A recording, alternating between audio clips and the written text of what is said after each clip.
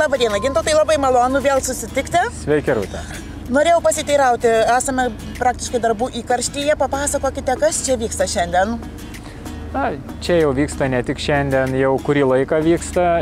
Iš tiesų tai statome naują didelių gabaritų ir pavojingų atliekų surinkimo aikštelę, kuri bus jau trečia Panevėžyje. Aišku, ji tarnauja ne tik tai miesto gyventojams, bet kartu ir rajono gyventojams, kuriems yra patogi. Iš tiesų matome, kad poreikis jų yra augantis ir tos kelios esančios mieste yra gan smarkiai apkraunamos, tai iš tiesų 3 labiau leis ir patogiau atsikratyti atliekomis ir kartu tai bus patogesnis logistikos atžvilgiu. Tai vat šiuo metu esame aikštelėje, kurio dar vyksta darbai. Darbai verda, mašinos ūžia, o naujienos Panevėžio regione liejasi it iš gausybės rago. Jau visai netrukus panevėžiečiai ir rajono gyventojai galės pradėti dalintis daiktais. Džiaugiamės, kad galų gale ir čia galėsime pasiūlyti gyventojams patogiai atvežti, palikti daiktus, kurie vėliau dar, sakykime, turės antrą gyvenimą. Šios stotelės bus visame regione įrengtos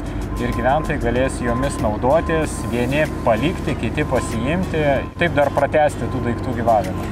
Kaip vadinsis jos? Mūsų stotelės vadinsis Keiskis, nes čia matome kaip ir iš tokių 2 dalių pavadinimą. Tai pirmiausia, Keiskis daiktais, kadangi kažkam jie dar reikalingi, ir Keiskis pats, nes nemesti, netapti tuo, sakykime, vartotojui tokio labai dideliu, bet stengtis dar kažkaip prisidėti, kad jie dar tarnautų. Taip, teisingai. O kaip yra, sakykime, jeigu žmonės, tarkim, nori atsikratyti savo jau nebetinkamais drabužiais, visiškai, tekstilę, kurios jau niekur nepanaudotų, ar Panevėžyje yra galimybė tą padaryti? Taip, yra ir Panevėžyje, ir Panevėžio regiono savivaldybėse tokia galimybė yra. Yra 2 tokios alternatyvos. Viena, tai kolektyviniai konteineriai tekstiliai yra atskiri ir jie tikrai matosi. Galimybė tikrai yra viena, o kita yra atvežti didelių gabaritų aikštelės. Žodžiu, viskas yra. Kaip kam patogiau. Dar viena naujovė, ko gero, kaip ir visoje Lietuvoje, yra maisto rūšiavimas. Kokie čia jau jūsų žingsniai padaryti? Žingsniai negalėčiau sakyti, kad jie jau kažkokie, tokie labai jau toli nužengti yra.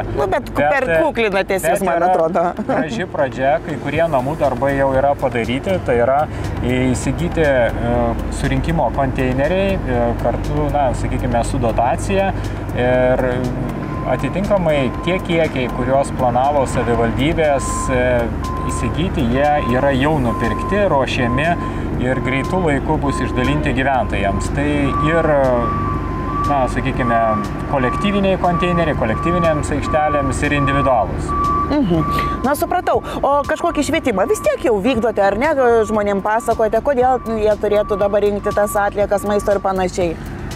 Dėl ko rinkti reikia maisto atliekas, dėl ko reikia rūšiuoti, aš manau, daugelis jau ir taip žino puikiai, nes tai jau rūšiavimas tai nėra jokia naujiena. Taip. Bet maisto atliekos sudaro didžiąją dalį, sakykime, tų mišrių atliekų, tai dėl to jos turi būti renkamos atskirai, tvarkomos, nes iš jų dar galima pagaminti produktą, o tai, kad jos netaptų atliekomis, reikia jas atskirai išrūšiuoti ir surinkti. Žodžiu, gyventi švariau mes visada galime, nes tam sudarytos sąlygos.